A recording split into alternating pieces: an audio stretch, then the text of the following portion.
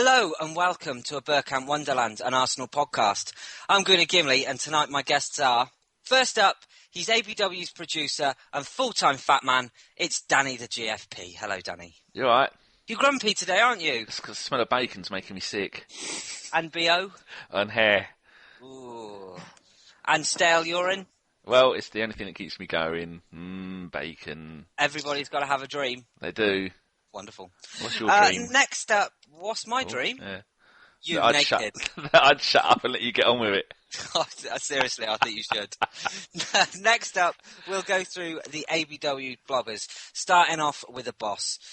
Jeff, how are you, chief blogger? I'm good, fella. How you doing?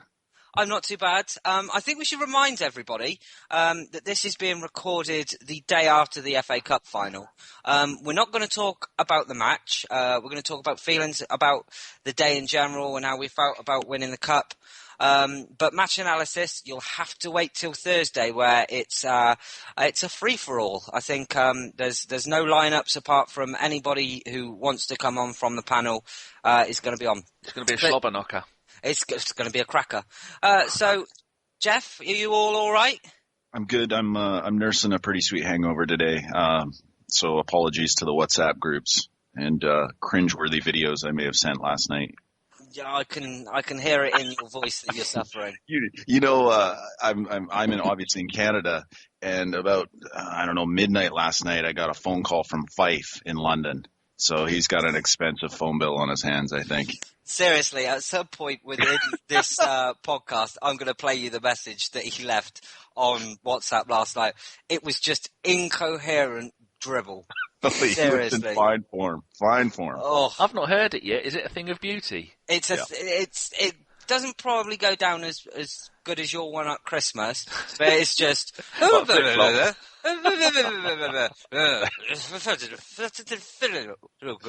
was the voice message. Yeah, pretty much. Right, we should crack on then and introduce for whom this podcast is going out, and it's ABW's bloggers. So I'm going to start off with Jake, who is at JakeArsenal1. Hello, Jake. Hello.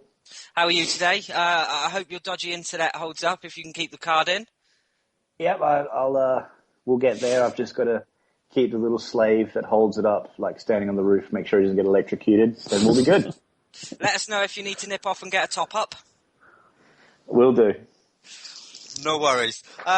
Next up is Simon, who on Twitter is at SRCollings. Hello, Simon. Hi, Gim. How are you? Yeah, I'm not too bad at all. I should say that there's an underscore, isn't there, between the SR and the Collings? There is, yeah, definitely. Otherwise, no one will find me, which would be a dying shame, I'm sure. Oh, no, you're one of the good bloggers. We love you. Oh, good. Right then, moving on. Next up is Drew, who on Twitter is at AFCBVB1410. Hello, Drew. Afternoon, gentlemen. How are you? Not too bad at all. How are you drunk or are you hungover after yesterday? I was hungover this morning, and I did an excellent job of quick firing, getting that ready for now. So good to go. Good breakfast, pint of water, couple of paracetamol, job done. Quite frankly. Gallon of water, good breakfast.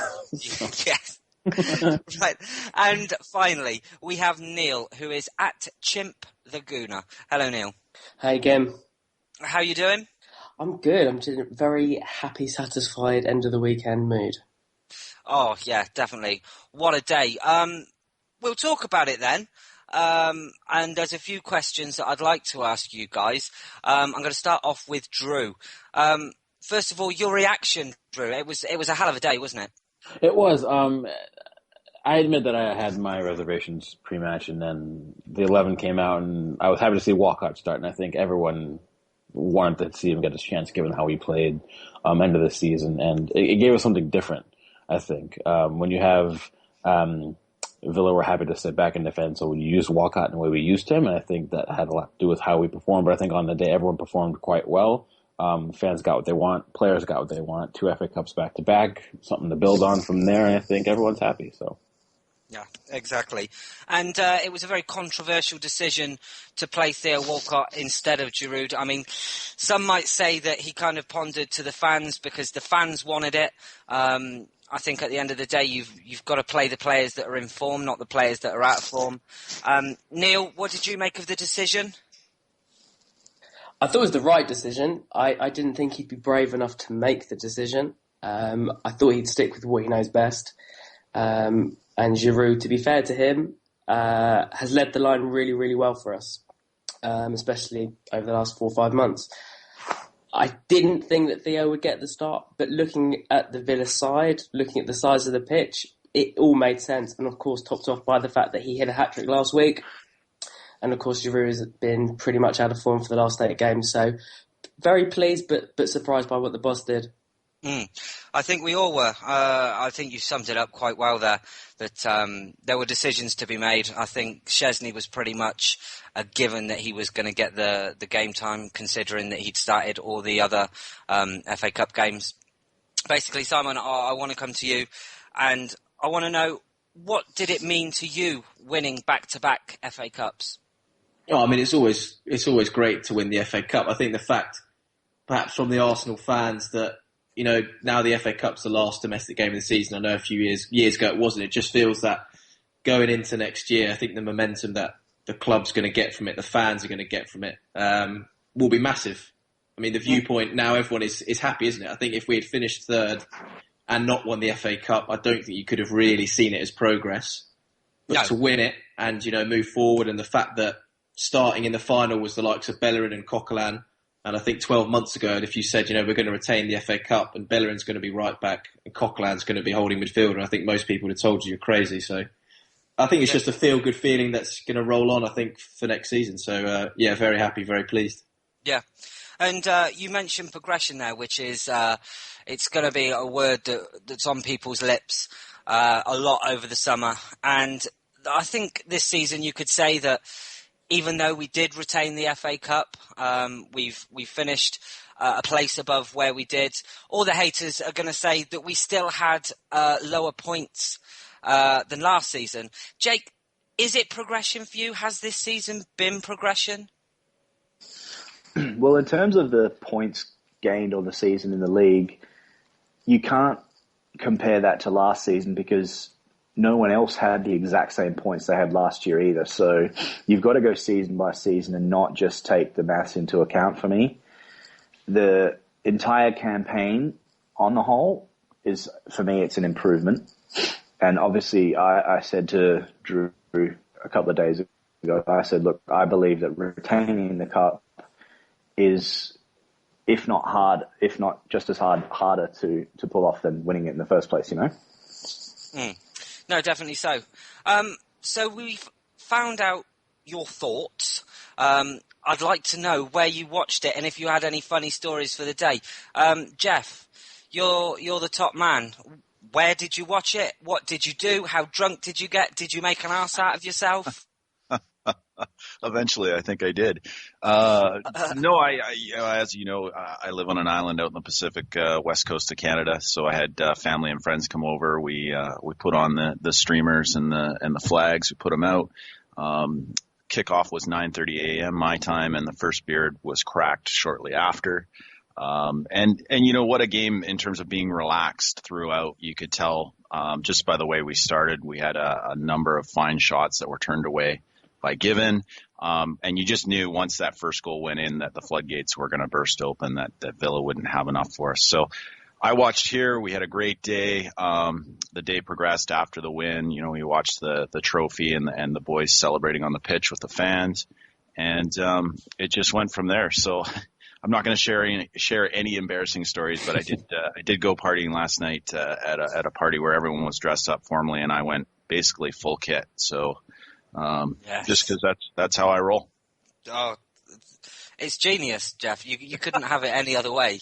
I'm not going to call you a full kit wanker. Thank you.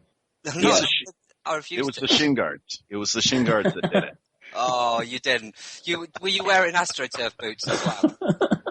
6 studs, Gim. 6 studs. Oh, Jesus wept. Right then, so the same question has got to go out for the rest of you. Where did you watch it? What did you do for the day? And did you make a tit out of yourself? Who should we start with? Let's go with Simon. I was privileged enough to be there, Gim. I was working, so I was in the press box, being as impartial as I could be.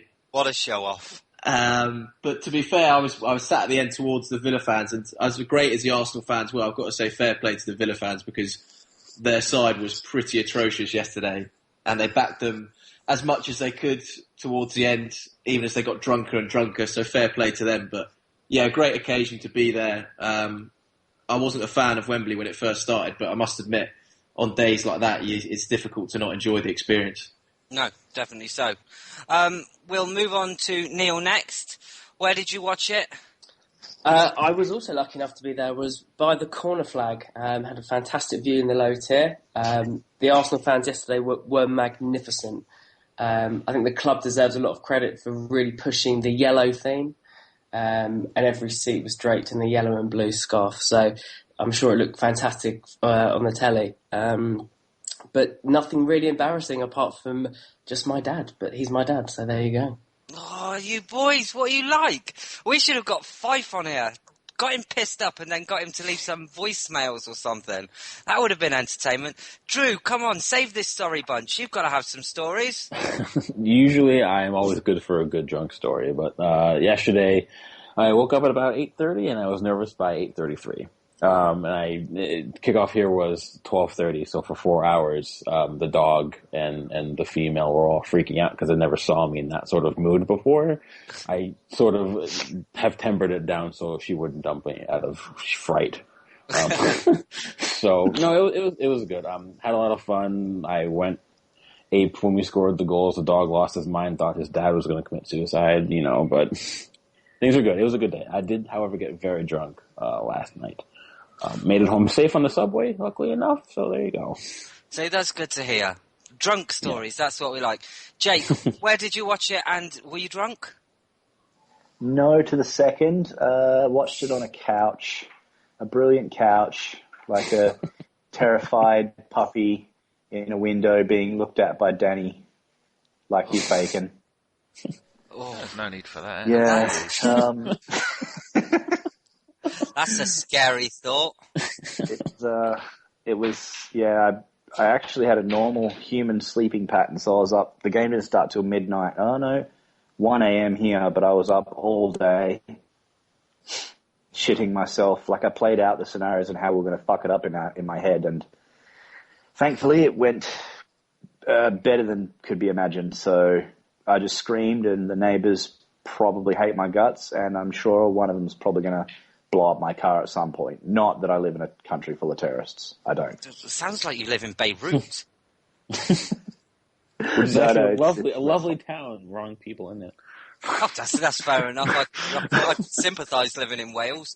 Right then, so we found a little bit about what you did for the FA Cup, and it's now time to find out about you. Of course, people have read your great content over the year. All the fantastic blogs you've put out, all the hard work you've put into making the Bergie blogs, one of the best on Twitter for content. So I'd like to ask you a few questions about yourself. Jeff, seeing as you're the boss man, first one goes to you. Whereabouts are you from? Well, as I mentioned, I grew up on an island off the west coast of Canada, Vancouver Island. But Vancouver is not on Vancouver Island. It took me to the age of 10 to figure that out. I'm from a city called Victoria, and I've lived most of my life here. I also lived down in the U.S. for some time in Indianapolis, so that's my second home.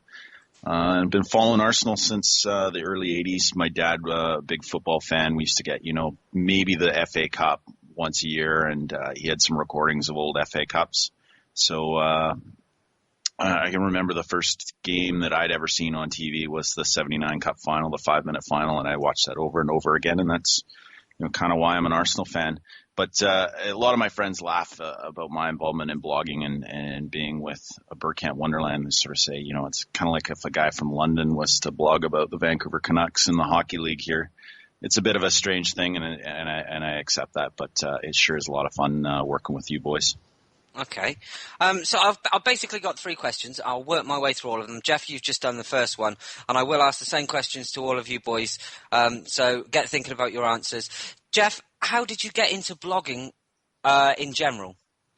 Well, yeah, that's an interesting question. So I did do some blogging here in Victoria for about 4 years. Had my own site. It wasn't on Arsenal, but it was on football. And I gave it up just because I was too busy. And I linked up with you guys last summer, actually, just after the FA Cup final last year. John, who was with the pod at the time, was doing some blogging. I submitted a guest blog, and he liked it, so he asked me to stay on. And my first blog was about last year's semifinal and the 19 minutes between Wigan scoring the penalty and Per Mertesacker scoring that header, and how important that was for us pushing on. So that's how I got linked in with you. Danny started calling me the chief blogger, which is a title I've pretty much detested all along. This is why it's so funny, because you really didn't want it. Yeah, and At least he's tried his best to give it back ever since. Yeah, I've tried so hard. And Danny's also given me the nickname Other Jeff, so people who sort of laugh at that nickname or think that it's self-serving, that's where it came from, is Danny. You probably dreamt it up while I was in the. You dreamt it up while you were in the bathtub one day, didn't you? I certainly did. Looking at the ducks. He probably did, actually, when he was too busy holding his sponge over his embarrassment. My nickname was almost Lufa, so I think I've won there. Lufa Vandross. Jesus Christ! Sorry. Right, we'll go to Jake next, and the same 3 questions to you, Jake. Where are you from? How did you get into blogging? And how did you link up with the ABW team? First question, Earth. I was born on this planet. I'm not a Martian. No, I'm joking. I'm originally from Perth, Western Australia, but I'm currently living. Is that a word? Living in Brunei. But I'm, yeah. Okay, wait, right. Living in Brunei, right. Sorry, that word that I made up a minute ago has completely got me 3:45 in the morning confused. I began blogging. It was a random thing. Like, I'm someone that's a very heavy overthinker, so I guess I started writing down things, and football, obviously being Arsenal, being pretty much first thing I think about in the morning kind of stuff. Started getting into that, and then, I've known Danny since the old online Arsenal forum days of long ago, and then I spoke to you a few times here and there, and then we just hit it off like one of those dating websites, and then I started blogging you guys, and you guys are the first real blogging, like other than my own blog that I do, you guys are the ones that I started getting, like, you know what I mean? Like, I do it with you guys, and that's it. I don't do for anyone else like Drew, because Drew's a whore. But no, I'm joking. It's all good work. I mean, you're not wrong though. So on the whore bit. Yeah. I'm sure, Jake, you do it for a lot of people, and you don't have to worry. I'm a heavy drinker too. We'll move on to Simon. Same 3 questions to you, Simon. Where you from? How'd you get into blogging? And how did you link up with the crazy world of ABW? So I'm from Harpenden, which is a small town sort of north of London. Both my dad and my granddad's were sort of raised in North London, born in North London, so they were Arsenal fans. So I sort of got sucked into that and didn't have any real choice or say in the matter. And then in terms of blogging, initially when I was younger, I wanted to be a professional footballer. Realised about 13 there was no chance of that happening. So decided to write about it instead. And I've been listening to ABW for sort of 2 years probably. And then eventually sort of got in touch with Danny. By that time, Jeff was sort of writing things and just expressed an interest, and it sort of grew from there. But in terms of the actual blogs themselves, I've actually just really enjoyed reading everyone's blogs, all the guys. And I think having read loads of stuff on the internet, there is actually not many better sites out there, especially for Arsenal fans anyway. So I think the guys deserve a lot of credit for that. And I think the thing with you boys is as well, you got, Jeff in Canada, Simon, Neil, you're in the UK, Drew's over in America, Jake's in Brunei / Australia. So we've got like kind of a global contingent of views from around the world. And behind the scenes, we are all good friends. We have our WhatsApp groups. We chat. We put our thoughts about, what happens in day-to-day life with Arsenal. And, I don't think that Jeff will echo this as well, that we could have got a much better bunch of lads. No, absolutely. I think we really do have a good crew here. We're a good team. And the thing I like, Gim, is that we play off each other really well.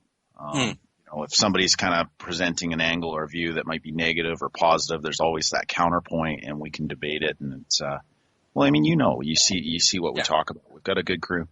Yeah, exactly. I see it on a daily basis. We'll move on then to Drew. Same 3 questions to you, Drew. Where you from? How did you get into blogging, and how did you link up with the ABW? I'm originally from New York, actually. New York City, born and raised. How I got into blogging? On the playground is where I spend most of my day. You know what? I might consider it a racist joke at another time, Gimli, so not today, though. Oh, ABW. We don't condone any of that shit on there. Unless it's to the Welsh. Unless it's to the Welsh.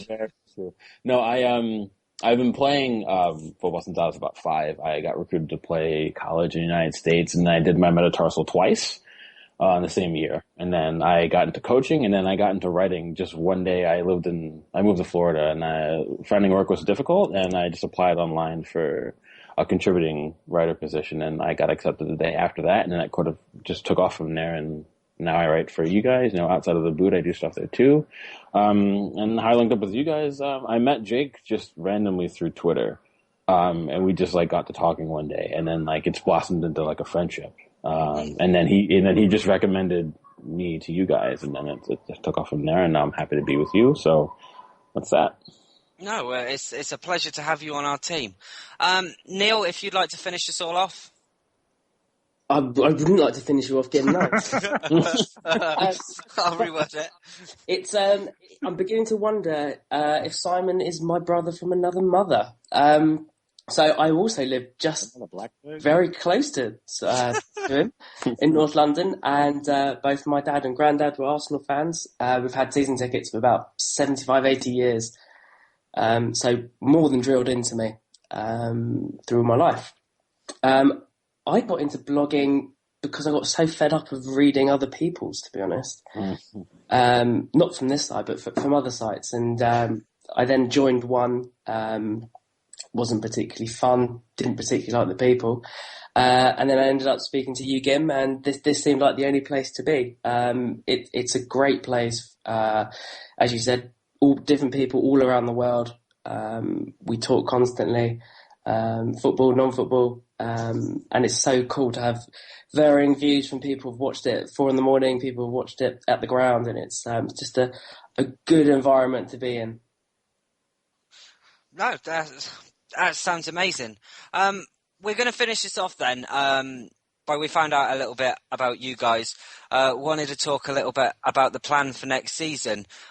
Jeff, you mentioned that you hate the chief blogger tag.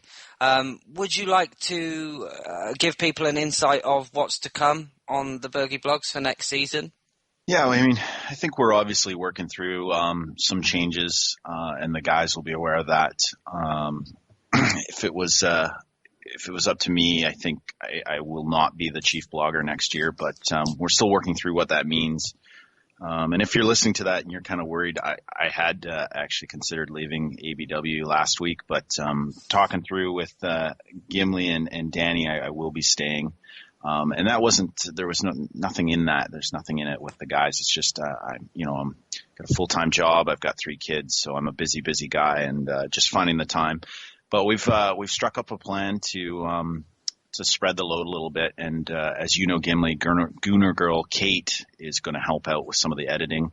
So I'm just really pleased to have that type of help, and I'm going to assess how much I write next year, and it may not be that much. So I don't want to set any expectations just with the time, but I still be involved with the blogs and helping these guys out, helping out with the postings, running the Twitter account.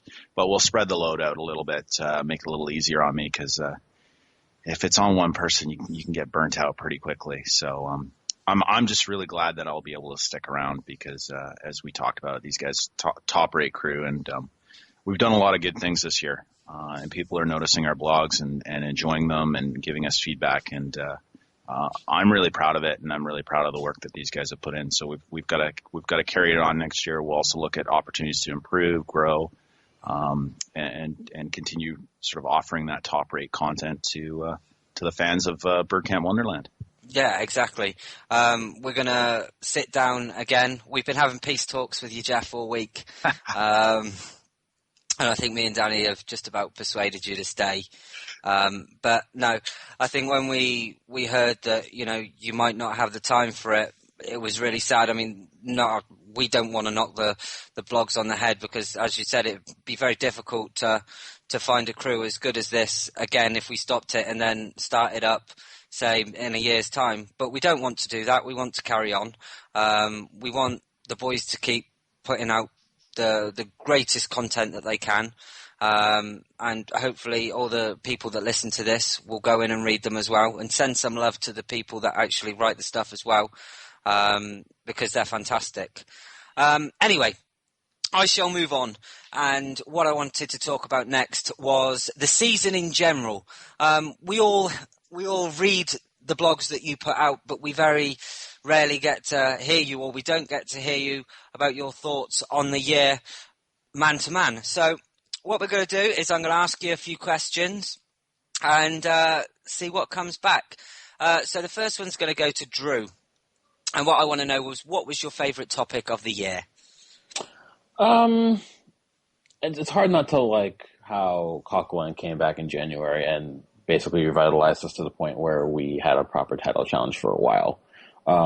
That's going to be a favorite of mine. But a topic closer to me, as you guys may have seen if you pay attention to WhatsApp, is the ongoing debate about Mesut Ozil. And I like that just this season, the second half especially, how he's shown more and more what he can do, not just with the ball, but his work rate has it's improved there. He's bulked up a bit. He's not afraid to challenge him sometimes if he needs to. I feel like the more people begin to understand what he can bring to the side, and the more it's going to improve a lot, not just the team, but the fan base, because our fan base is one of the more divided that I've seen in a while on any number of issues, and Ozil is definitely one of those.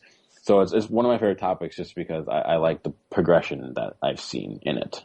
So, yeah. No, it's a very good topic.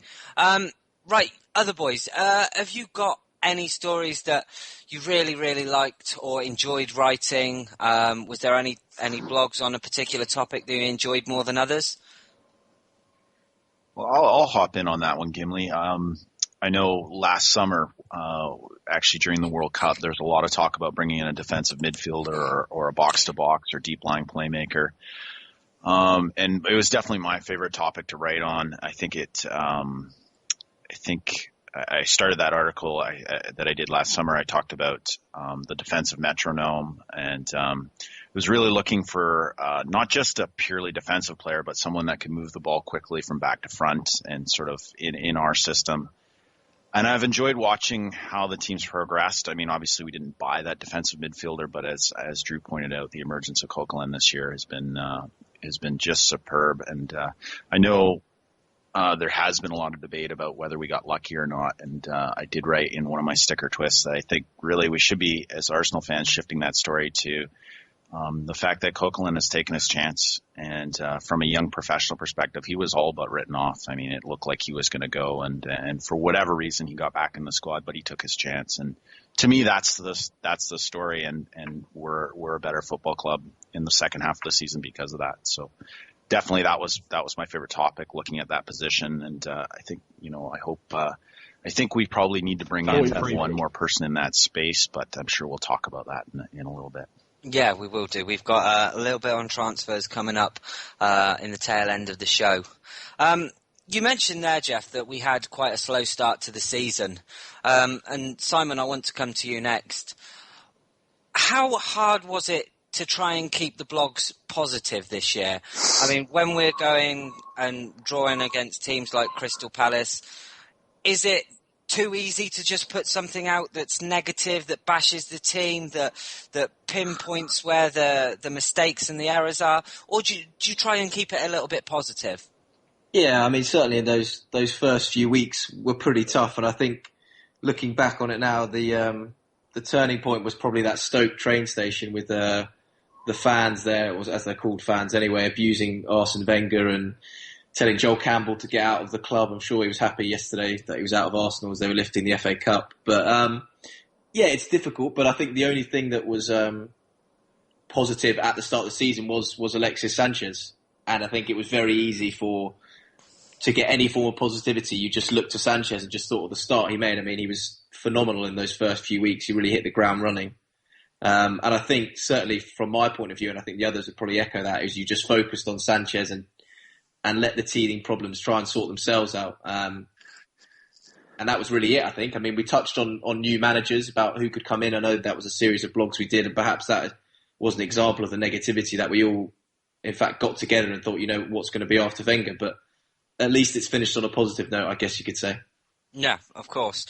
Jake, I want to ask you the same question. Did you find it easy to write blogs in the early part of the season, or has blogging got easier for you as we've got, or should I say, as we've improved over the course of the season? I think for me personally, because on the whole, this has been my first full season of blogging, as in from season started to the season end, because when I began doing my blog, started halfway through March last season.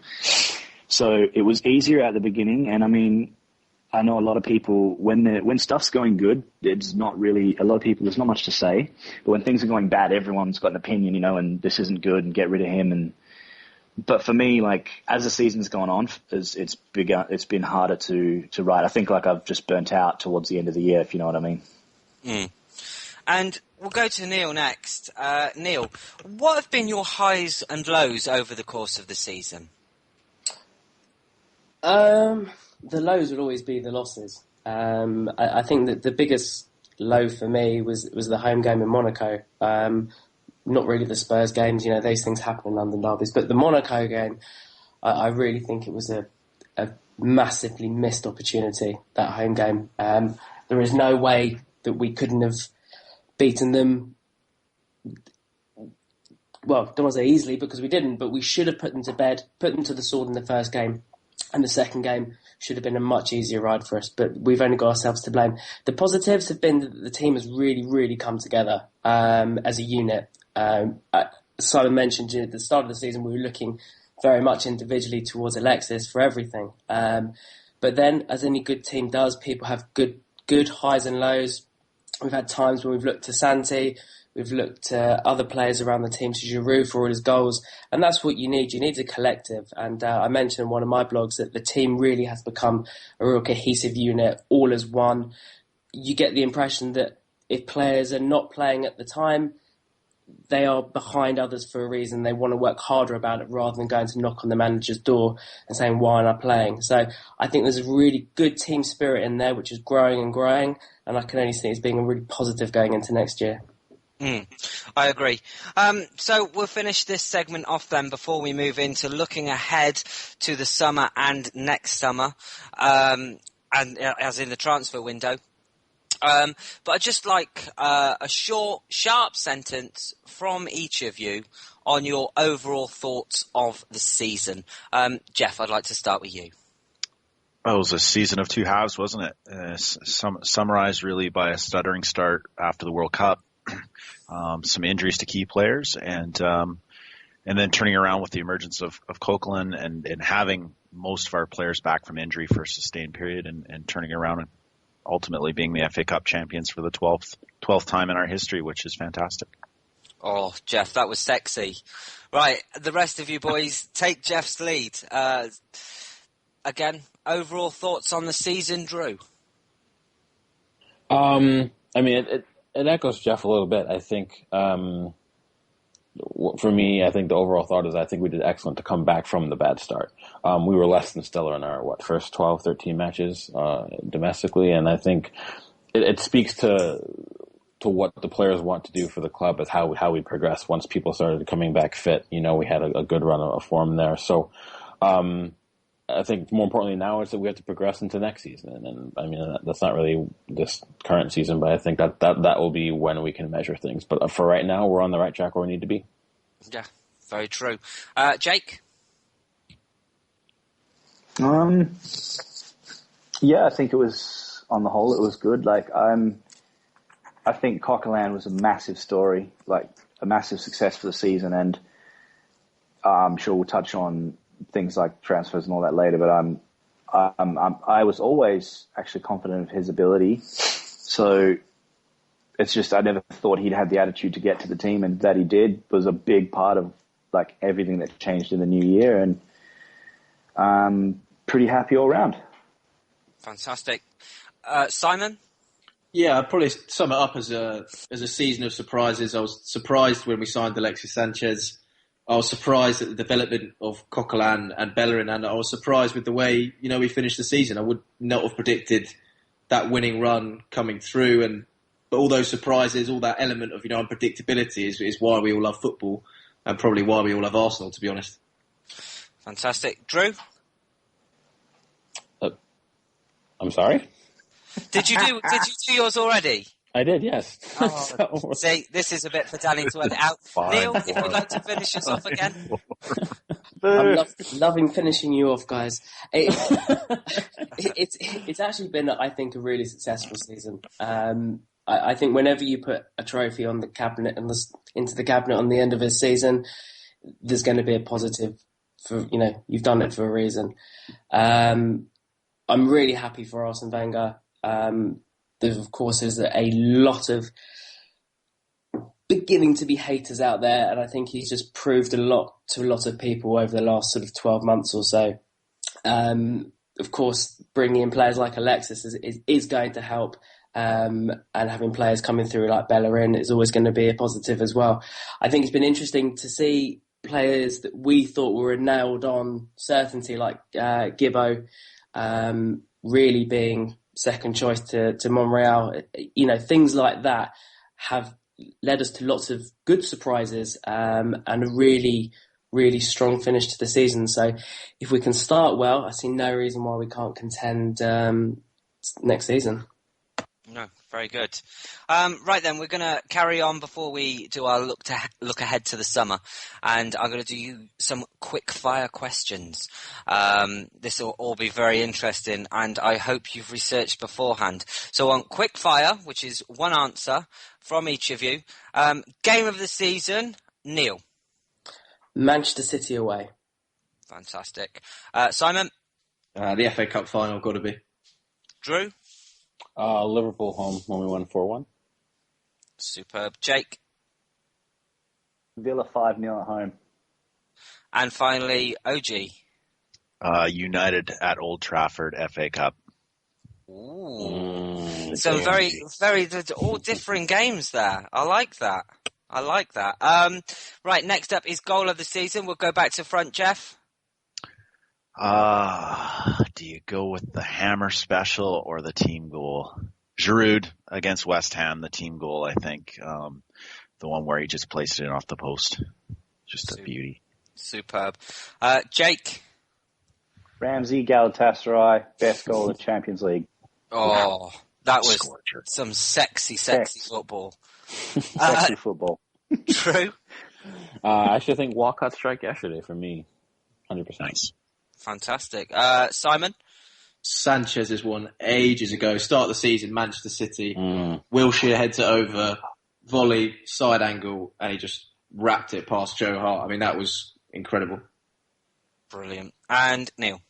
Oh, God. I've got to say Aaron Ramsey and Galatasaray. Sexy football and a very sexy man at the same time. I am very surprised none of you said Sanchez's goal yesterday. I mean, personally, I'm still semi-erect. Yeah, his goal against Liverpool was pretty special too. It's just, I think we're so lucky to be sat here in a situation where we can say, do you know what, we've got more of that to come next season, boys. Fantastic. Better than saying we've got Nicholas Bettner and Shamak coming. Listen, we're lucky to be in a situation where we've got different ones to discuss. Yeah, exactly. Wasn't it Villa that went 2 months without a goal of the month? Yeah. Yeah. They didn't have any goals. Yep. So we are very lucky. Well said. It is crazy. Next one is player of the season. Back to front again, Neil. You want to kind of give it to Coquelin, but has he done enough all season? Well, only because he got his chance halfway through. So for me, I think the person you have to look at is Sanchez. He got the season off to a good start for us, and he finished it off in style yesterday. So for me, it'd have to be Alexis Sanchez. That's a great call. Simon? Yeah, Sanchez. He carried us at the start and he dragged us over the line at the end. So yeah, Sanchez. Superb. Drew? Actually, I am going to give it to Coquelin. I think that it's hard to argue against Sanchez, but I think the thing there is that if Coquelin did not come back and do the job that he did, no one else could do the job he did. And if he didn't do that job, then I don't know if we would even be sitting here talking about Champions League football next season. So, no, that's a very, very good point. Jake? Consensus pick Sanchez because he was unbelievable all season long, but you cannot overestimate. You can't look past what Coquelin brought to the team and has done, and you've got to think this guy's got a future in this first team next season. Sanchez was the man, obviously, but Coquelin's a very close second. Great, Jeff. I'll give you somebody different. I don't disagree in Sanchez, but I'm going to go with Santi. Just because I love Santi Cazorla. I love him. But the fact that he was ever present all season and he was quite versatile. He could play out on the left side. He played in the number 10 spot when Ozil got hurt, and then he also played in more of a deep lying midfielder role. So the fact that he played all those different spots for us and kept us ticking in a lot of games, it was just, that performance at Man City was fantastic. So I'm going to say Santi. No. He did have a slow start to the season, but I think he just got better and better and better. He was performing beyond our wildest dreams, wasn't he? He was absolutely fantastic. Right, your favourite player you'd like to see at Arsenal? Man. And we're going to go for Jeff. Oh, you went with me first.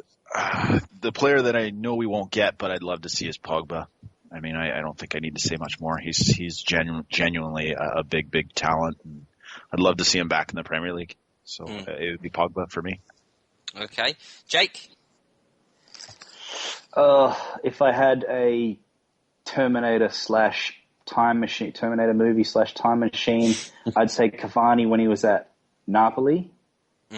Because he was 33 goals a season, ridiculous. He's still wonderful, but the fanboy in me would like to see a Marco Reus with solid ankles. Now that would be good. Neil? I'm going to be really boring. I'd like to see Petr Cech. I just think, I know we've had a clean sheet in the FA Cup final. Ospina's had plenty of clean sheets this season. It is simply that you have Cech. He is a leader, a world-class stopper, and a real winner in a man. And I think that's exactly what you need to start off a spine. I don't think you can blame Szczesny yesterday. I thought he was perfectly capable. Yesterday, not even I had clean sheets. Simon? Yeah, being unrealistic, I'd love nothing more than to see Lionel Messi in an Arsenal shirt, of course. But within realism, perhaps someone like Arturo Vidal. I know it's spoken about a lot, but I think if Wenger is going to go into the market for a central midfielder, I don't get the impression it'll be a Coquelin holding midfielder. I think he'll want someone who can do that and be box to box, which is why I think Vidal would be right. And out there with that sort of money, 25, 30 million pounds is probably the best there is. So that would probably be my pick, I think. And I think he'd be, if you had that pace and power to our midfield, it'd be frightening. I think you might just get your wish from some of the stories that are breaking and some of the things that we're hearing. And Drew, if this time you'd like to finish us off. Fair enough. As a supporter of all things German in football, I would love to see Royce's, but I agree that Royce's ankles are just an issue. But another one would be Julian Draxler. I feel like he's the type of winger where he can do it all. He can defend. He's bigger for a winger, isn't he? So he can win you headers. He can get through on the dribble, or you put him through on a through ball. He's got a vicious shot from distance. He gets into the box well. But also I feel like if we don't get a central midfielder, it won't bother me because I think Ramsey can really do the job if we put our faith in him. That said, who knows if we will. But I would just, personally for me, I would just love to see Draxler. So. Yeah, very true.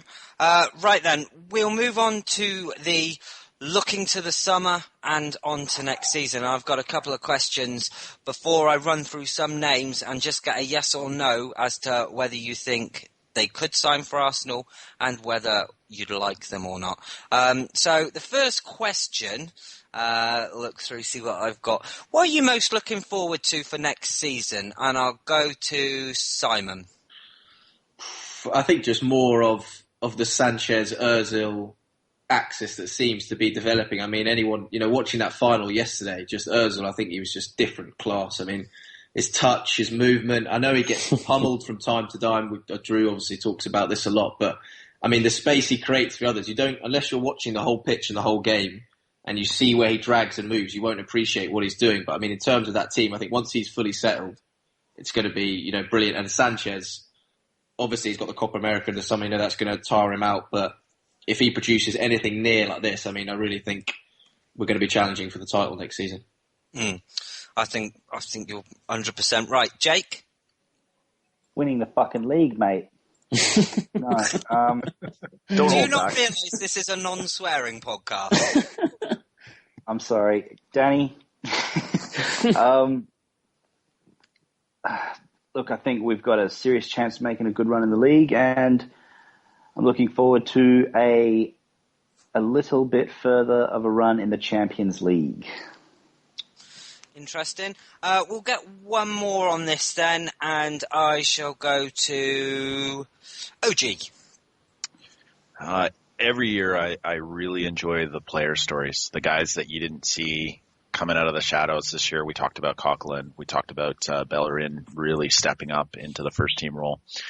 And so next year, I don't know who it'll be. I suspect we've been waiting a little bit now for the Ox to really get going. He's been sort of stopped by injuries. I thought 2 seasons ago he looked really, really good in preseason. And then, of course, he got hurt in the first game of the season against Villa.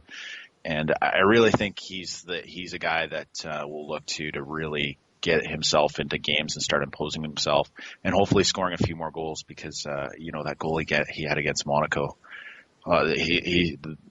The boy's special. So I think for me, on top of everything everyone's saying, I think a sustained title challenge will be great. But seeing those stories emerge about some of the players that haven't really hit the ground running yet, I think will be exciting. Definitely so. I want to ask a question to Drew next, which is we've got players at Arsenal on the periphery like Serge Gnabry, to name just one. What players are you most looking forward to stepping up next season, or what player do you think has the ability to just come on leaps and bounds and really cement a place in the first team? I think Ox, 100%. I feel before he picked up his injury, when he was in place of Walcott, you could see what he could bring. He's a multifaceted winger, and I think that's something we could really use. But we already have on one with Sanchez on one wing, so if you have Ox on the other, it'd be really tough to find a way to get past both of them. He defends really well. He's physical. He likes to get forward. He can beat people on the dribble, which Walcott cannot do from a wide area, and I think that's something you need in a winger. And he plays a decent ball into the box. And that also maybe would allow Walcott to shift and play more essentially instead of forward. So I'd love to have Ox in the 11 every match next season. But I also would like Gnabry to come through and actually show his quality because he's still very highly regarded in Germany. And if they think he's quality, then there's a reason for it. So I'd like for him to get some more time as well. So I think those two for sure. I also want Bellerin to be our first choice right back, no questions asked. So. No, I agree. I think one of the things that I'm looking forward to most next season is if we see Ox down the right and Bellerin at right back, just the overlapping of them two and the pace that they bring to that team will frighten any defence in the league, no question of that. But Neil, if you'd like to finish us off. Again. Lucky guy. I actually think the Ox is actually a central player, just to change it up a little bit. And I would like to see him in the role with Coquelin, so in the Santi Cazorla role, if you like. I think that's where he's best. That's just a personal thing. For me as well, just to say I would like Bellerin absolutely right back of choice now. I feel for Debuchy, but when you've got a kid at 19 years old who's that good, he has to be a starter. Otherwise, you will lose him, and I think he's far, far too good to lose. And most excitingly, I think we need to see more Theo down the middle. Fantastic. Drew, you wanted to say something on that, didn't you? Just briefly. I agree. Obviously, I agree with Neil that I feel Bellerin needs to be the first choice right back, but I don't agree that I feel for Debuchy, because if you look, we brought Debuchy in at nearly 30. I think the whole plan all along was that Debuchy was only a stopgap until either Bellerin or Chambers or Jenkinson came on and took it over. So I feel like no one expected Bellerin to come on this quickly, but I think the plan was always for Debuchy just to come in for 2-3 years until the youngsters came through. But I'm happy it happened quicker. Yeah, I'm happy it happened now, because the more he plays now from such a young age, he can be a world-class right back in 5 years' time. If he's the first choice from now on, he'll be brilliant. So yeah, totally. I agree with Neil 100%. I just feel like Debuchy was never a long-term thing, and I think a lot of people got that wrong when we bought him. They were like, "Oh, we got Debuchy, he's great." I'm like, look at his age. When does Wenger ever buy a guy at 29 for a long-term solution? It's because Wenger saw it down the road. So, yeah. And Neil, I noticed that you were coming back with something then. I know that Simon's got something he wants to bring to this one as well. Did you have anything to say to Drew's comments? Yeah, just to ask Drew, what do you think we do with Jenkinson then? Obviously, if we see Debuchy as the number 2 and Bellerin the number 1, do you think we sell Jenkinson? Because personally, I had a thought process. I'd rather keep him at the club. Personally, I like him. He's a massive fan of the club, and I think he could even do a job as a 5th choice centre back maybe next season, if you presume that Gabriel and Chambers are the extras. Or do you think we loan him out, even sell him? No, I think Wenger actually wants to keep him for the reasons you just highlighted. I feel like he can play right back, and he's tall enough and physical enough to actually play center back, and he has that pace, that recovery pace you want at those two positions. And his form for West Ham this season wasn't really a fluke. I feel like he can still do a job for us. I would absolutely keep him, but you have to ask yourself, if someone comes in for a bit of the amount of money that we wouldn't expect, would Wenger actually just go and sell him? Because he's going to want to be someone's first choice. You know what I mean? He's going to want to go out and play, and unless something catastrophic happens to Bellerin or someone at center back, do you see him playing all that often? He might just be relegated to playing in the cups, or if someone needs a rest from make a deep Champions League run, he'll get a run of games, but you never really know. So I'd like to keep him personally, if to put it simply. So. And Neil, if you wanted to come back in on that one. I think the one that actually could go on loan and could probably do it the most is possibly Callum Chambers. He did start well and he did fade, possibly because right back is not his natural role. But you can see this season how it has really helped Jenkinson. So he may be ready to come back as cover. Does he want to come back as cover? I don't know. But what you may have is somebody who does love the club, who would think, do you know what, I'll give it one more go. So I'd probably let Chambers go out on loan and keep Jenkinson. So let them have a little swap. Agreed. And this has been a fantastic topic. And I know, Jeff, you are sat there absolutely itching to get involved. Well, I think it's Jake. Jake is in Brunei. Please, he sir. just wants to go for it. Oh, okay. You go, Jeff. I was just... Yeah, go for it, Jake. I'll just finish off. No, you go, and then I'll finish you off. It's been the theme of the pod. Yeah, go on. Let Jake have his turn. Let him finish us all off, Jeff. You go first. Okay. I was just going to add that I would keep Jenkinson as well, and that you have to remember this is a league that emphasizes homegrown players, and we want to keep those types of players around, and that goes for guys like Jack and Theo as well as being homegrown.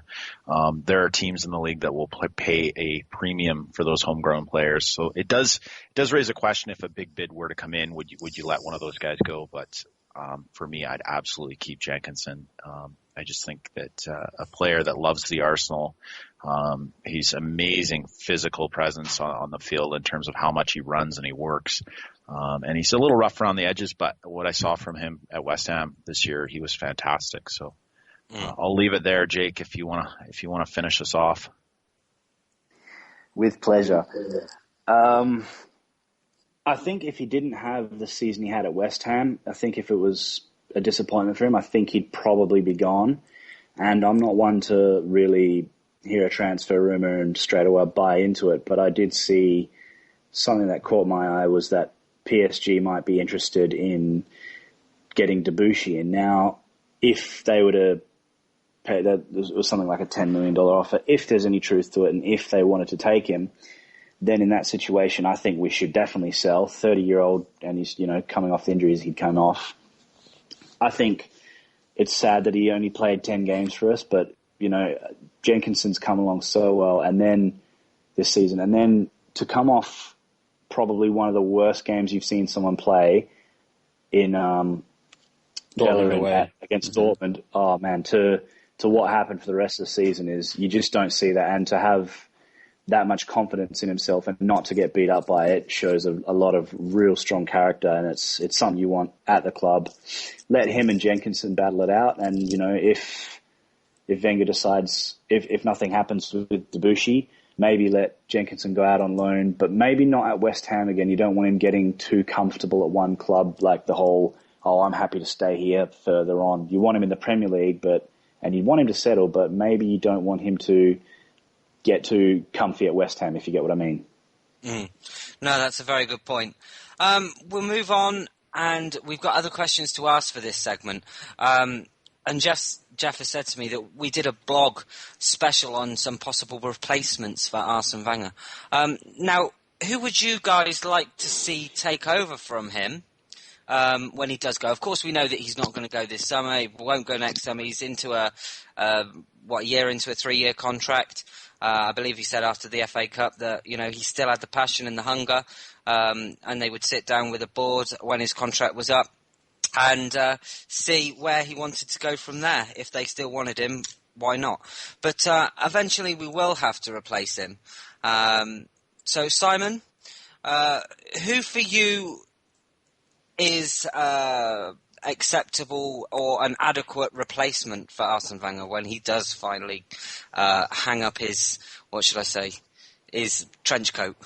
I mean, I don't think we should really underestimate how desirable a job this is going to be for anyone coming in. You're going to have, financially, the club's, in a fantastic position, incredible, global appeal worldwide, one of the best stadiums in Europe. I think everyone is going to want this job when it comes up. So I don't think any manager's out of the question. The club can also afford financially to pay any manager's wages. Personally, I would punch for Pep Guardiola. I just think the style of football he plays, his track record, certainly at Barcelona, of bringing through young players through the academy setup, it's second to none, really. And for anyone who knows Guardiola, I know there's talk about City and things like that, but when he left Barcelona, if you read about what he said and where he wanted to manage, he said Bayern Munich, Man United, Arsenal, and Brescia. Brescia simply because, that's where he spent some time during his career. So I don't see him going to City. I could see him at United or Arsenal. And I think the club would be right to go for him. But the difficulty is now, Wenger's got 2 years left in his deal, Guardiola 1. I'm of the opinion that Arsène Wenger will not be sacked or forced out of the club. It'll be his decision when he goes. So I think we might have to wait till sort of 2020 to be looking at get Guardiola. So that would see Wenger doing 5 more years. And is that realistic? I don't know. Perhaps one of the other guys can say that in between Guardiola, maybe you need someone else. In very much the same way, actually, obviously we had Bruce Rioch in between, Graham and Wenger, and the same way with Moyes after Fergie. You don't really want to be the man after the legend. You perhaps want to be the one after. So I think there might be a fall guy at Arsenal. And I know that Jake and Drew want some of this one. So, Jake, we'll go to you first. Sorry. I would like, personally, I'd like it, like I did with my blog, I'd like it to keep it in-house, and it'd be great if we could have an Arsenal man, you know, but is he going to be capable of the job is the question. Obviously, Klopp would be someone else. You know, everyone loves the Klopp. Who doesn't? But I'm going to say something that might be a little bit controversial here, but if I want to see if Guardiola has the balls to take a job where trophies aren't guaranteed. Barcelona, look, a bad season at Barcelona is winning the Copa del Rey and finishing second. A bad season at Bayern now is winning the league by 10 points only, and that's it. I want to see if he's got it in him to come to Arsenal and actually have to really fight for the title. That's what I'd want to see, because I'm not saying he's not capable of it or he doesn't have a great track record as a manager already, but let's see if he can do it, because what a coup it would be for us if he's as good in the Premier League as he's outside of it. We've got a shot at a Champions League title with him. But I'd like to see him actually balls up first. Some very good points there. Drew? I think I wrote a piece about this halfway through the season when we were all rather grumpy about how the season was going. And I think the biggest thing we have to look at when Wenger does finally call time is that so many Arsenal supporters don't want to have what happened to us, what happened at, Old Trafford with Moyes coming in, and it was a sham. And then, Van Gaal comes in and, who knows what will happen with him in 2 years. I think the biggest thing we have to look at when replacing a man like Wenger is that we need longevity after he leaves. And someone like Guardiola has his track record proven well. It may be glistening with awards, left, right, center, but he only stays 2-3 years and then he moves on to another challenge. Like, do we want Guardiola to come in 2 years of success, then he leaves and who knows what's going to happen after that? And Jake brought up an interesting point, like in-house wouldn't be a bad idea. And I know that people have called me borderline nuts for saying this, but the only people that could come in after a job like Wenger are people who we already respect in the fan base. And for me, someone who knows the game very well, I could see a Thierry Henry coming in 3 years' time, taking up the reins after Wenger, because he knows Wenger, he knows the club, he knows the fan base, and he already comes with their respect and the patience from the fan base to give him time to settle and really actually build something upon what he's already was a part of. You know what I'm getting at there? I think there's, from what you said there, I think there's the risk of when he came back on his loan spells. We all remember Thierry Henry and, say, to chuck another name into the hat, Dennis Bergkamp, for the players they were and what they did for the club. I think there's also going to be an element of, if they come back and manage the club and they don't do a particularly good job of it, does that then ruin their legacy? I don't think it does, because people still adore Alan Shearer in Newcastle, and he did not do a good job on the touchline for them. But you wouldn't be able to go there and they'd still never say one bad word about him and out of context. You know what I mean? And I think it's just about finding the right people. And it's tough for players to become managers so soon after they were done playing. But if it's the right player, if they know the game from a managerial standpoint, that's all that matters. Look what Dennis Bergkamp's doing with the De Boer at Ajax. Bergkamp's already getting experience there, so you could even throw in Bergkamp's hat into the ring coming back here, So it's just about finding the right person who wants to be here for a decade, not who wants to be here for 2 years and then wants to move on to another challenge. So again, some absolutely cracking points there. OG.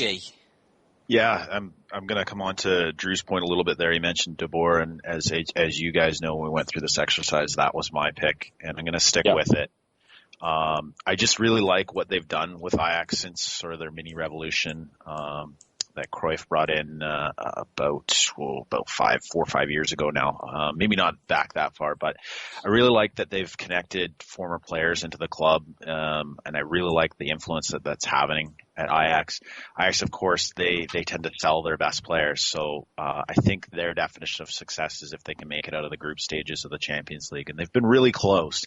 I like the style of play. I like the emphasis on youth. I like the emphasis on creating technical players.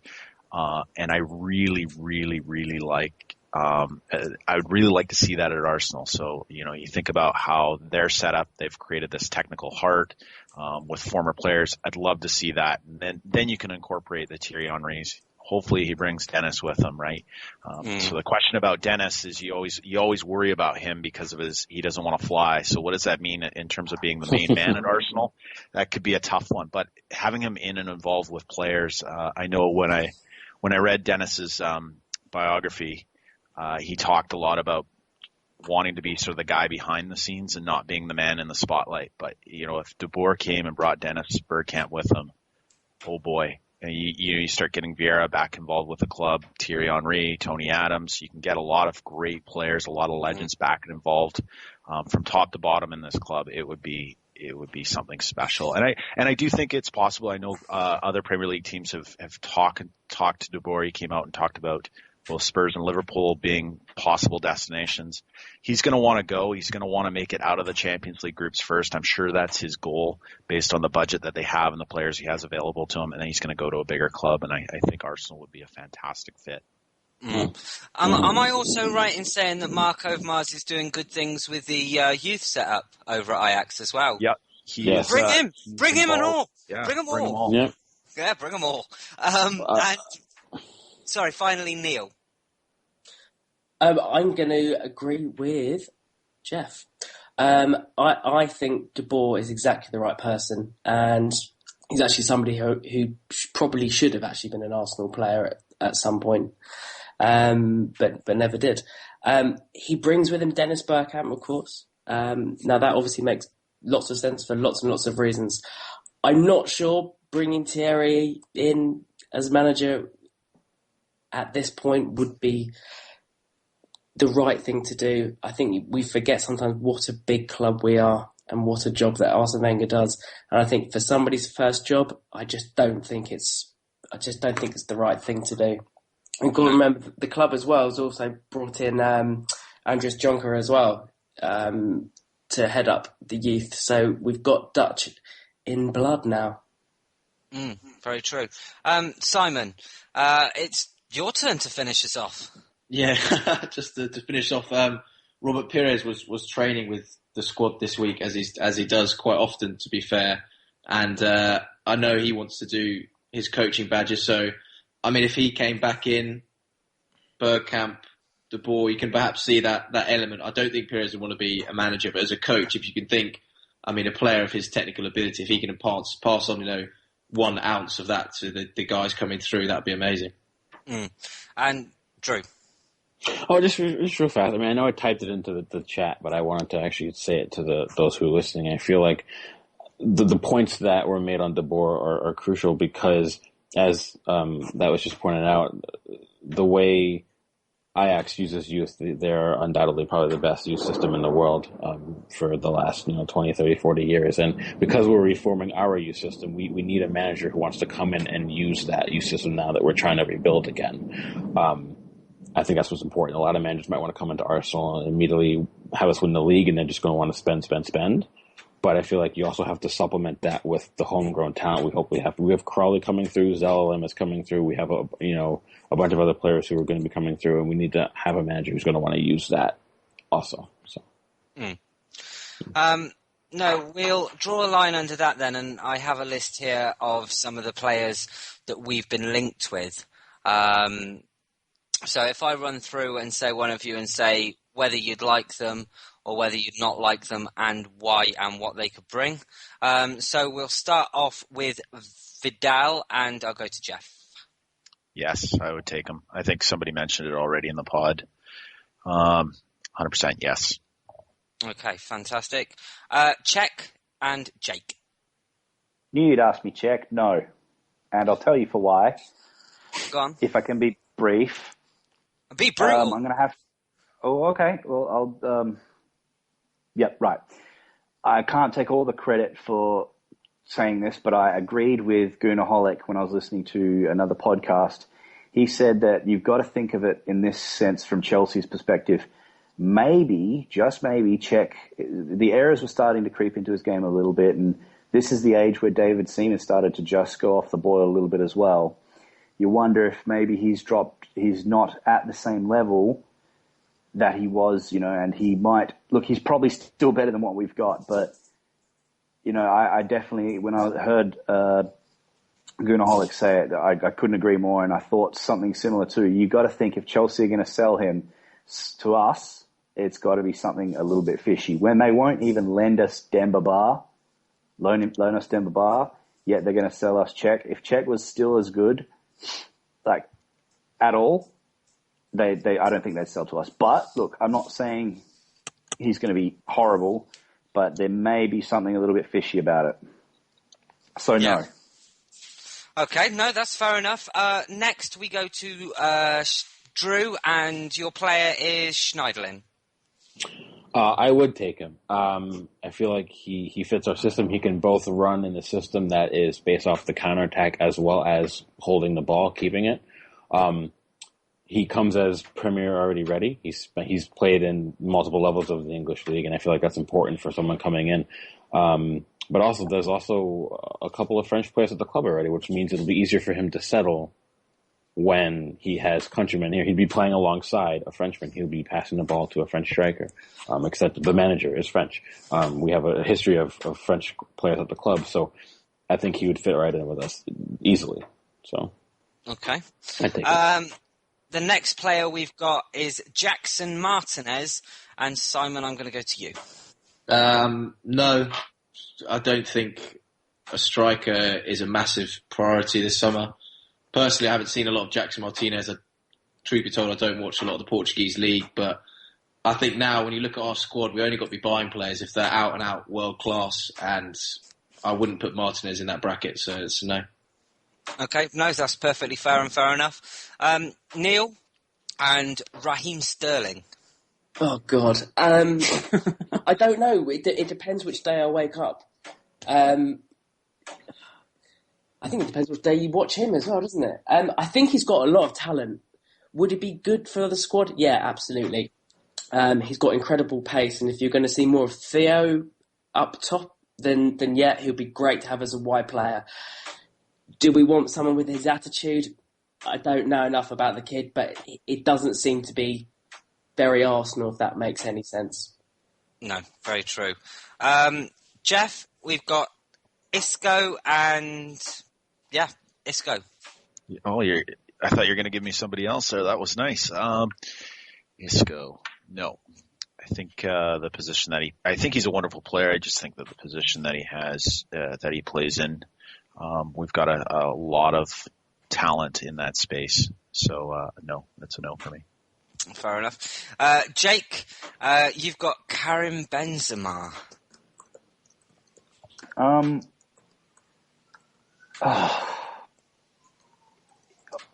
if you're offering me him on FIFA, yeah, I'll take him. In the real world, I fear he does. I know he doesn't like getting kicked around, so playing Stoke, you may as well just not have him show up. Crystal Palace will be the same. I'm worried about him like that, but he's a great team player, which we have in Giroud, and he's a much better finisher. I know this is meant to be a yes or no thing. You know what? I'd take him because that'd probably signal the end for Danny Welbeck. No offense, Danny. Okay, fair enough. Controversial there. Drew, you've got Fekir. Is that the lad at Lyon? Nabil Fekir. Christ, no, I don't want him. I feel like he comes with the same hype that what was his name? The attacking midfielder from Montpellier that played behind Giroud. He comes with that same hype. He's a little younger, but Belhanda? Yeah, Belhanda, and he fell off the planet after one season. Now Fekir's younger. He may have more in his locker going forward because he is younger, but he's the type of player we don't need in an attacking player now. We have Sanchez, we have Cazorla, we have Ozil. Even Wilshere can play number 10 behind. We have so many creative players right now. If we're going to bring in an attacking player this summer, it has to be an attacking player who wants to get forward. Like, as we brought up with Sterling, on his day, as if he's played in a wide area, he's direct, he'll beat people for pace, and that's that. We need that kind of player in if we're going to buy an attacking player. We don't need another creative mind. We have too many as it is. So. Okay. No, that's fantastic. Simon, you've got a personal favourite of Chris, and that's Lacazette. Would you like to see him at Arsenal? before the FA Cup final, I'd been saying, if I'm going to take a striker, I'd have Lacazette hands down. Watching him this season, I mean, he's been absolutely lethal through the middle compared to, he started out wide originally, but he's now sort of found his role. He's early 20s, he's the right age, he's French, all the signs point towards Arsenal, but after seeing Walcott play up front, I'm still inclined that I don't think Wenger would potentially go for him. Personally, I would happily sign him, but do I think we'll sign him? I don't think so, no. No, I think I agree with you there. Neil, you've got a player we've already talked about on here, but your thoughts, Edinson Cavani. Oh boy, the old Cavani in Napoli, absolutely. I'm just not sure if he is the player he was. There's always been questions about how many goals he scores in the big games, and I guess, do we need another one of those? I mean, he's an absolute workhorse. He's box to box as strikers go. So, in one sense, it would be a really fantastic addition. He's not the kind of player who stands around and waits for the ball. He is fast, he's strong. I would probably take him for the right money, but I don't think he's the kind of guy you should be going to blow 45, 50 million quid on. Okay, no, that's fair enough. We're going to finish that segment off, and we're going to do 3 or 4 listener questions then. I'll give you all a listener question each. So, Jeff, we'll start off with, his name is at WELBZBECK, and he asks, what's more important for you, a world-class striker or central defensive midfielder? Oh, what a question.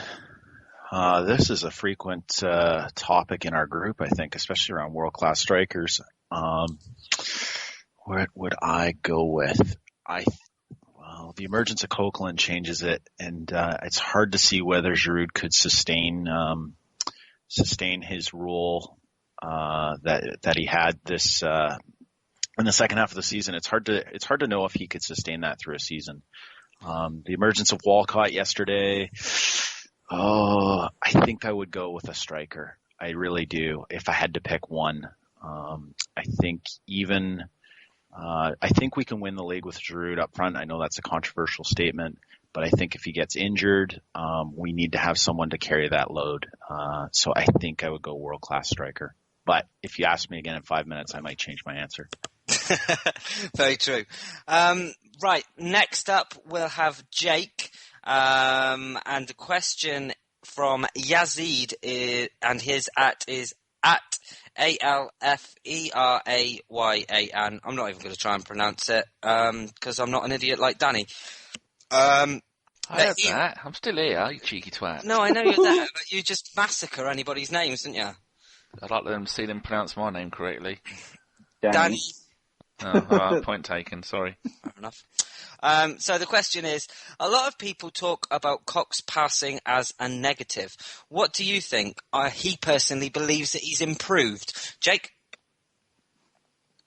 Coquelin's passing is a negative. I think I see where he's coming from with this question. Coquelin does try to do the killer ball sometimes, and it hasn't truly worked for him yet. But I think maybe if he can simplify his game a bit by, you can pass it to the guy running ahead. Like he tried to get a pass through to Walcott yesterday, and I think Akora stuck a foot out and got to it. That would have put Walcott through on goal. But I think it's Coquelin goes for these 35-yard like balls and passes in the air. I think that's the ones that people don't like seeing. I know. I think he has the ability to make the decent ground through balls, but I think he should try and defer from the ones in the air. I mean, if Giroud's not on the pitch and he's not making a run, then yeah, I don't see the need. It's not a necessity he needs to do, as he's going to be the water carrier in midfield. So if you see an option, pass it to Ozil, say, kick it there fast, I guess. No, that's fair enough. Drew, we've got one for you next. After the performance of Walcott yesterday up front, do we actually need a new striker at all? And that's from Josh Robinson, who is at Josh Robinson 87.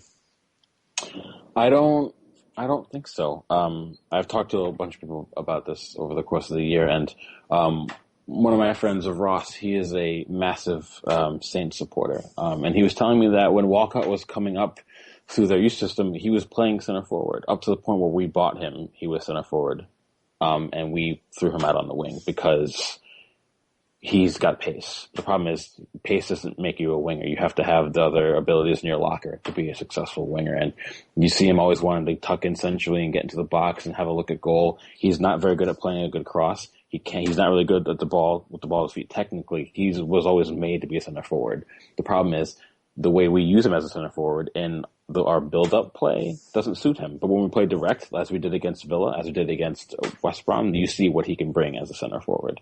So I don't think we need to. I think there's other more pressing matters. I think we need to figure out if we need a better goalkeeper, if we need to bring in another midfielder. I think we're set for a striker right now. So, no, I don't think so. Sorry, Simon? did I just cut in? Oh. Yes? No. Oh, I'm sorry. No, sorry, Simon.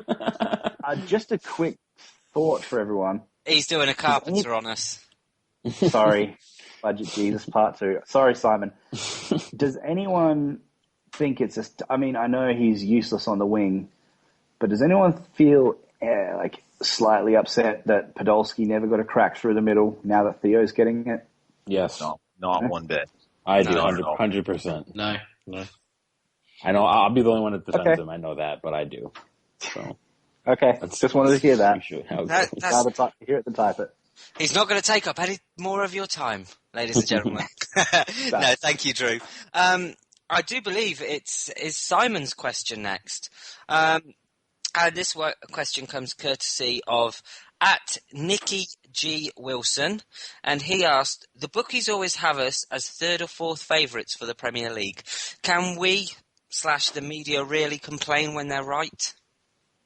Well, I mean, I think about third favourites is where we'll be next season. Probably, I would think the next season once the summer window's done. I think again, we'll be third, fourth favourites because Chelsea will be favourites and Manchester United will spend big again. But again, with bookmakers, they'll look at Manchester United like they did last summer, spending money on Falcao, Di Maria, and they'll instantly go, "Oh, right, United are going to, win the league or challenge for the league," rather than actually looking at the fact that we keep our squads together, keep it consistent, and we can't complain when we come third or fourth. Obviously, we want to win the league, but I think if we keep the core together, add one or two, then there's no reason why we can't challenge for the title. Okay, fair enough. And finally, Neil. If you were Arsène Wenger, which striker would you target this summer? Cavani, Benzema, or Lacazette? Oh, that's a good question. I think you'd probably go with Lacazette. He's kind of like the unknown. I don't think Benzema offers enough consistently enough. And I would worry that Cavani has been off the ball for just a little bit too long. I mean, I know he's been playing wide at PSG, but you just feel that he should be scoring more goals than he does. And I just remember watching the Champions League game against Chelsea this year and last year. I know they won this year, but last year he had a chance to win it. This year he had a chance to finish it. And I just worry about the big games. I think when you have Lacazette, you've got to give the boy credit for what he's done this year in the French league, and potentially he could make that move into the big leagues. And if you put that amongst Giroud and Walcott, maybe you can have three players all fighting for one or two positions. It would be good. If you bring in a Cavani or Benzema, they are absolutely guaranteed to start because there'll be big money signings and they wouldn't sign unless they were number one. Very true. Right then, we're going to finish this up then with one, and it wasn't a question, but it was something that I saw earlier that was sent to the podcast Twitter, and it's from at Omar Del Khan 7. And his name is Omar Hassan Khan, and he said, "Hi, no questions, but since you have the bloggers as panelists, I just wanted to thank them for the quality content over the course of the season." So there you go, boys. He's a top-rate guy. He always interacts with us.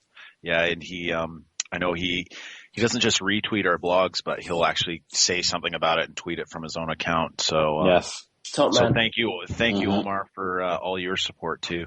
No, exactly. Cheers, And Jeff, we've also got a Twitter account for the blogs, haven't we? Which basically it's away from the podcast. If anything goes on blogging wise, it's going to be tweeted from there. What's the @ of that account? At the Bergie blogs. And I mainly run that, but I think as part of the duties of sort of making it easier for me, we'll get some of the other guys involved, and for next year, tweeting from that account as well, and probably Kate as well. So go and give that a follow, and that is exactly where you will find out about all of our blogs. Exactly. And I think we should mention as well, we've got the main bloggers of ABW on here, but we've also had some guest blogs this year. So we'd like to say a big thank you to all the people that did guest blogs for us. I know Poznan did one, didn't he? No, I think we talked to him a little bit about doing one, but I know we had Akib, friend of the pod. Akib put one in. Yes, hello Akib. Peter Kennelly, Rory Langham. We've had a ton. Josh Dawes. Yeah, so there's been a lot of great guest blogs, and I know it's a lot of work getting all the blogs up, but I do appreciate, I pick through them and I find the ones that I like the best, and I don't pick ones that I necessarily agree with. So there have been some controversial ones this year, but it's just about presenting all views, and it's not unlike the podcast where we want to have that, we don't take sides. We want to show all views, and I think that's one of the strengths of this group, and it's the tone that Danny and Gimli bring to it, and that's what I want to carry on in the blog side. Exactly. It's not about calling people out. It's about expressing opinions and hearing what other people think, and it's all good. I know next season I want to try and get a few of the podcast people putting a blog forward. I know Chris has done one. Has Dom done one as well? Danny did one called Wenger's Got Himself a Brazilian. That was when Gabrielle joined. Also, I forgot someone, Plastic Spam Les. So Jake, thanks for reminding me. He put in a monster blog, but it was perfect because it was in the interlull in March, so it gave us all something to read, and something for me to edit. Yeah, and it's fantastic. And again, I'd just like to thank everyone that's done a guest blog, all of you boys, for being part of the team. Jeff for doing an absolutely amazing job running it, and it being, I know you don't like to have it called that, but your baby, which I think it is. But we'll end the show now with some shout-outs. Chief Blogger, Jeff?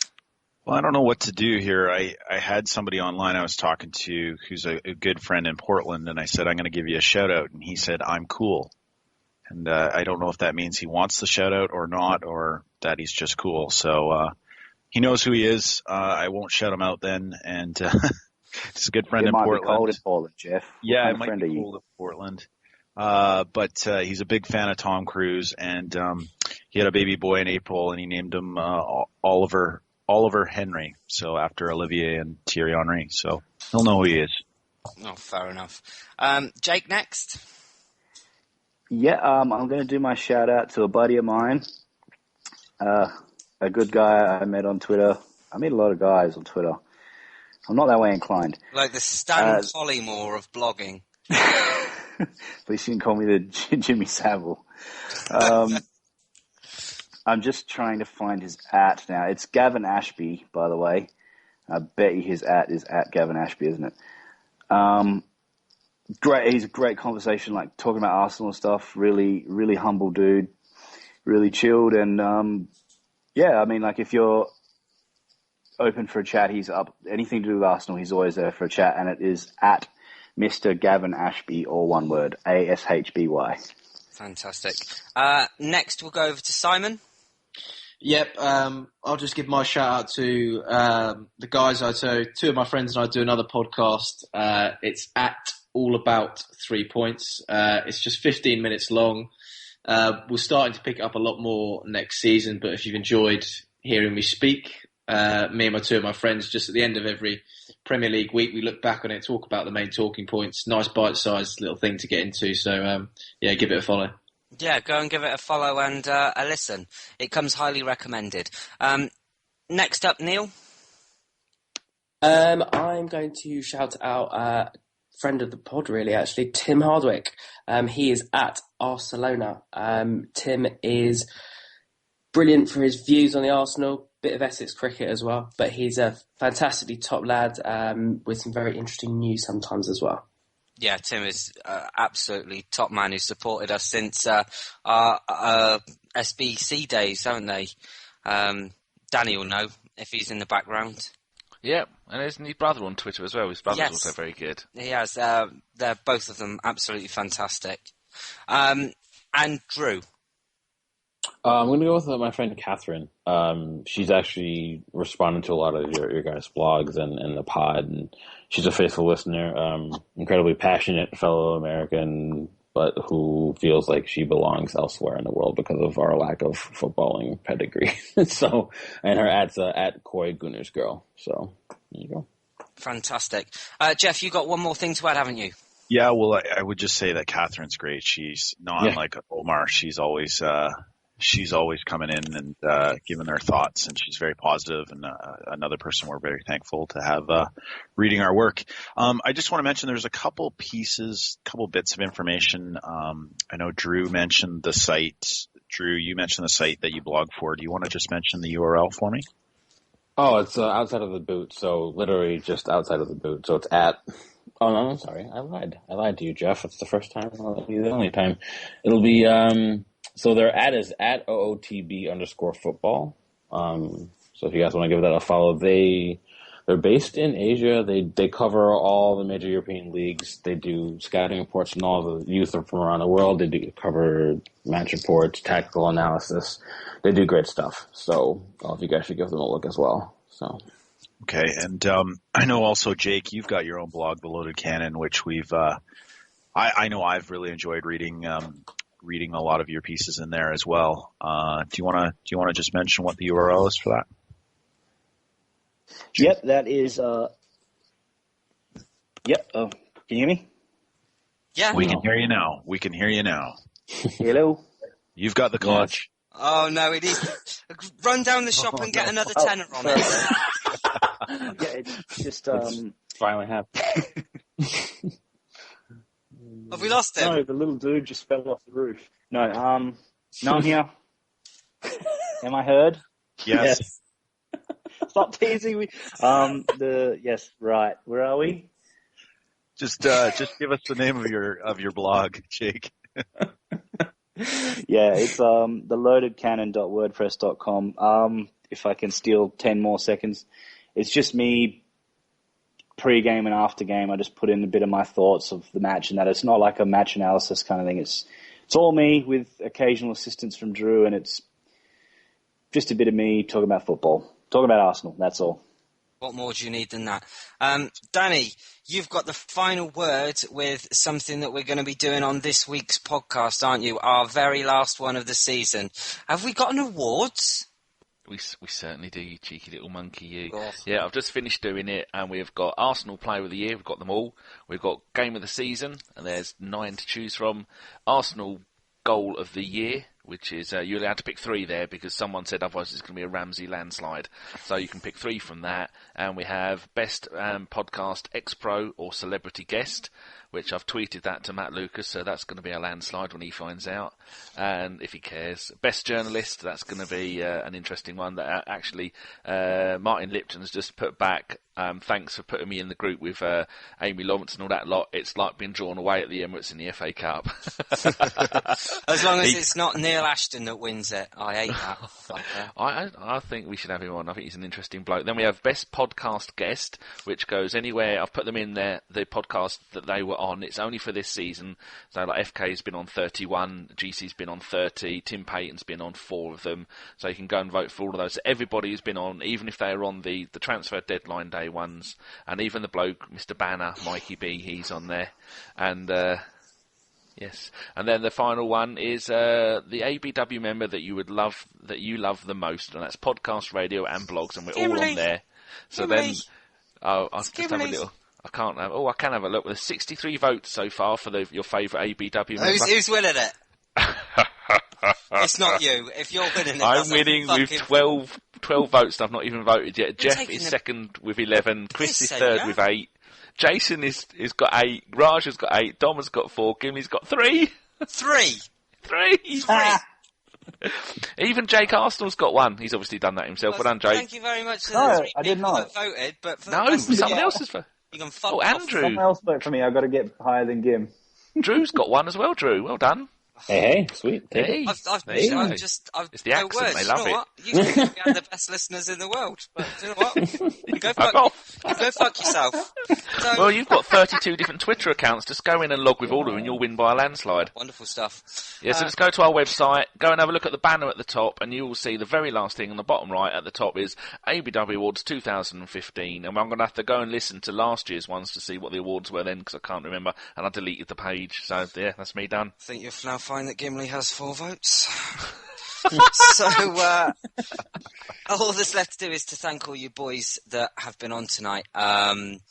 Danny's come to me away from this and said that it would be great to have you boys back halfway through the season, and maybe do another one of these. How would you all feel about that? I'd love it. Yeah, definitely. Anytime, mate. Fantastic. It sounds like we've got another one on the back burner for around Christmas time. Maybe we could use it as our Christmas content to get people over the holidays. That sounds good to me. So that's it then. That was a Bergkamp Wonderland end of season bloggers special. Thank you so much for listening. 3 votes. That's a joke. And keep it Arsenal. Good night. Bye. Nanu, cheeky monkey bitches.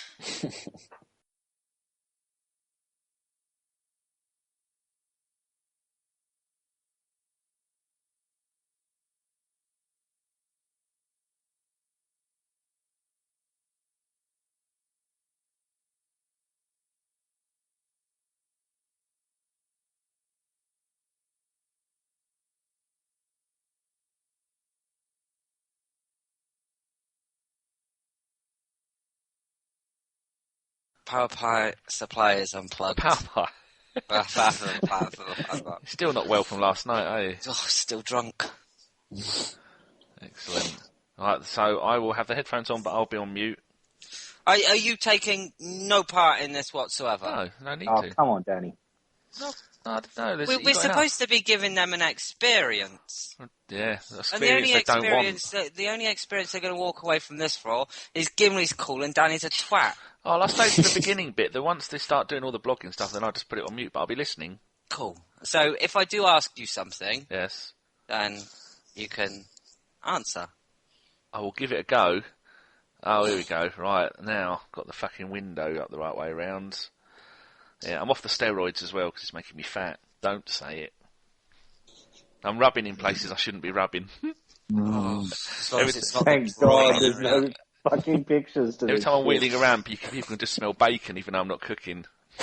Oh. So it's just the wheels rubbing against my fatness. It's just bacon, rubber and B.O. Yeah, and beard. Burning beard. Do you know, Bacon deodorant. I'm just so pleased there's no video of this. technically, Danny, right, your beard harbours more disease than a toilet seat at a nightclub.